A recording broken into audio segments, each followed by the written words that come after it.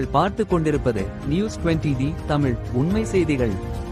போறோம் நாங்க பார்க்கத்தான் போறோம், சங்கராபுரம் வாழும் அங்காள ஈஸ்வரி பார்க்கத்தான் போறோம். அந்த மாசான கருப்பசாமி பார்க்கத்தான் போறோம்.